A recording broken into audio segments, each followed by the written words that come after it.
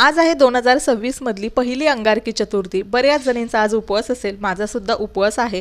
आणि उपवास म्हटलं ना की भरपूर भूक लागते, त्यासाठी म्हटलं दिवसाची सुरुवात छान असं हेल्दी काहीतरी खाऊन करूया। त्यासाठी इथं मिल्कशेक बनवला आणि त्यानंतर लगेचच मिल्कशेक पिऊन घेतला, म्हणजे भूक थोडीशी कमी लागेल।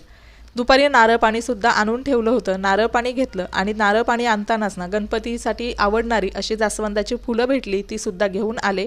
दुपारच्या जेवणामध्ये इथं छान अशी खिचडी बनवली होती, मस्त मोकळी अशी झाली होती। गरमागरम खिचडी दही असं दुपारचं जेवण केलं आणि त्यानंतर घरातली बाकीची सगळी कामं आवरली।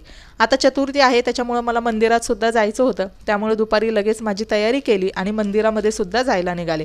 संध्याकाळचं गेलो ना तर भरपूर सगळी गर्दी होती, त्यातच अंगारकी चतुर्थी, त्यामुळे म्हटलं भरपूर गर्दी असणार, त्यामुळे दुपारीच जाऊया, निवांत दर्शन सुद्धा होईल आणि थोडीफार बाहेरची कामं असतात ना ती सुद्धा करता येईल। दुपारी गेल्यामुळे मला गर्दी जास्त काही भेटली नाही आणि असा संपला आजचा दिवस। भेटूया नेक्स्ट ब्लॉगमध्ये, तोपर्यंत